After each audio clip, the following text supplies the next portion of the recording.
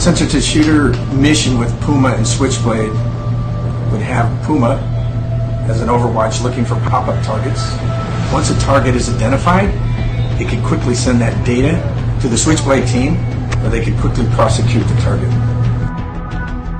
The primary purpose of Switchblade is to prosecute targets that have been identified either by the operators themselves or another ISR platform.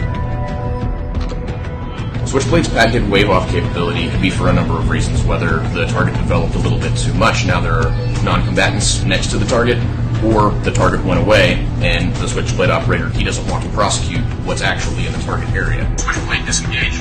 Waving off. Disengage primary target.